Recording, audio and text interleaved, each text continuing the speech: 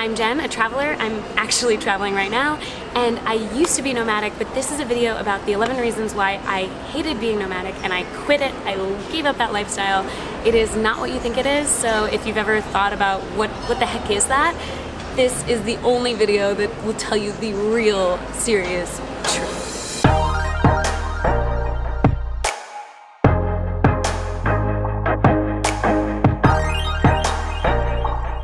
Okay, let's talk about what nomadic actually is. I'm talking about this and I kind of forgot, you might not know what being nomadic really means. Technically speaking, in the most basic sense of it, nomadic means that you wander around.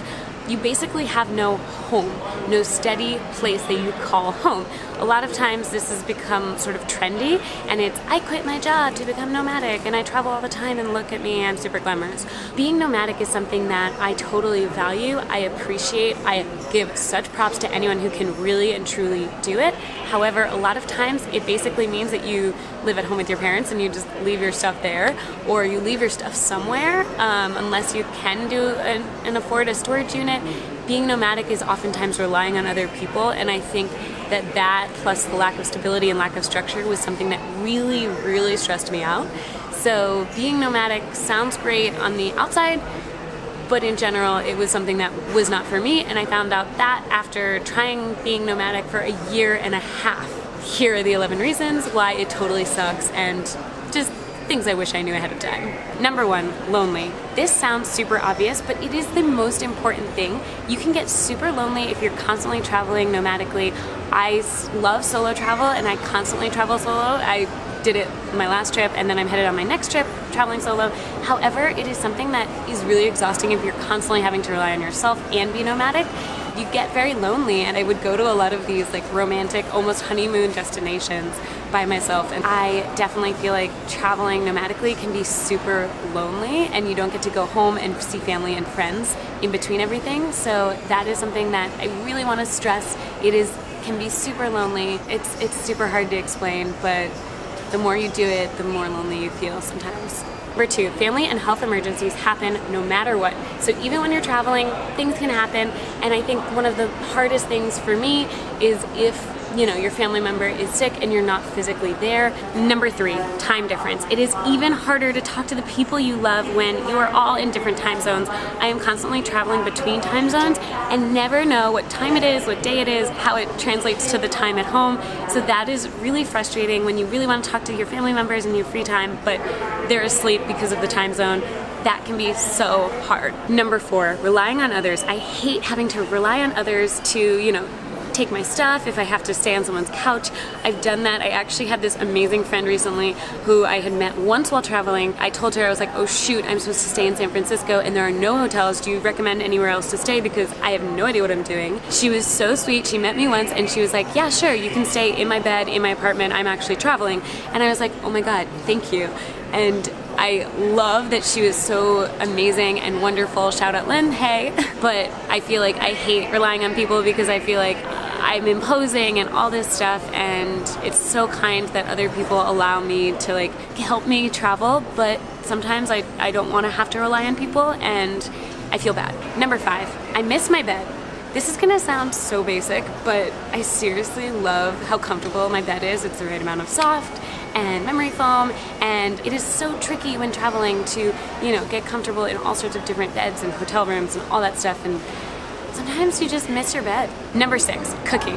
I love to cook when I have time and food and groceries and all that stuff, but because I was traveling nomadically, I never ever had time or a place to cook or food and groceries. It was just a complete headache. I actually, as I say this, I just realized I didn't eat breakfast. I left my house before sunrise and didn't have time to cook.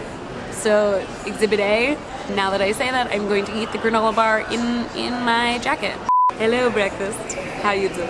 This is my fresh breakfast right here. Yeah. Traveling is super glamorous. Number 7, you have to be super okay with the unknown. There is so much unknown with travel, so to be traveling constantly without stop is the craziest amount of unknown possible. I am actually totally fine with a lot of unknown.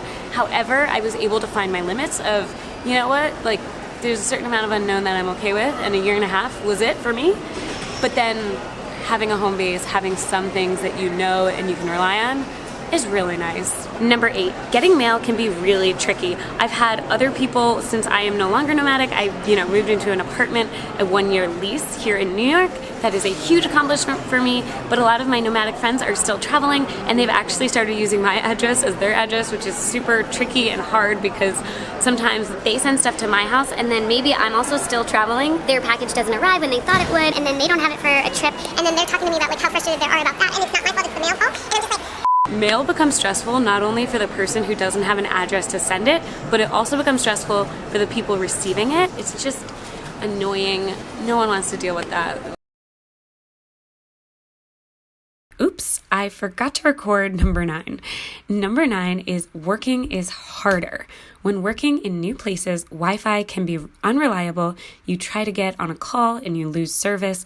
Recently, I got on a cruise ship and the Wi-Fi was fine for streaming a movie, but when I uploaded my YouTube video at 8 a.m., it didn't finish processing in YouTube until 12 midnight. That's how slow the Wi-Fi was. Number 10, you lose routines and good habits. I actually felt like my dental health was suffering because I wasn't flossing, I wasn't regularly remembering to floss. So I feel like, I have definitely suffered because I'm going to the dentist doubly because I want to make sure that I am taking care of my teeth. It's just the small things that you think don't really matter. Oh, it's fine if I don't floss today or tomorrow. But then when you're traveling, it really adds up. Habits and things are there for a reason, and health is important. And I think that that's something that I sometimes easily forget to prioritize while traveling. Number 11, no place feels like home. This is really the most important thing that was so tricky for me as I would constantly travel to these amazing, beautiful places. I would find places that I would love to stay in longer, but I was constantly moving. I had already sometimes planned trips before I had even arrived, so it was constantly, trip 1, 2, 3 in a row, and I didn't have a chance to stay in one place for too long. I couldn't call any place home. As soon as I got comfortable, it was time to leave. So I think that lack of stability, that not having a home base was really, really difficult. I still absolutely love travel, and I still travel a lot, but I still am able to do that while I have a home base, which is New York. Thank you so much for watching this truth about my nomadic lifestyle and how I gave it up and why I quit. It is totally up to you what different people's preferences are, so I highly recommend that you just learn all about it before you jump into it. I feel like I jumped into it, and a lot of people do. So just make sure you know all the facts, make sure you know if it is right for you, because it is totally dependent on the person. As always, say yes to new adventures, and I'll see you next time. Bye. And don't forget to watch. I have a ton more travel videos, New York City videos, all that good stuff. Gotta go catch my flight, I guess.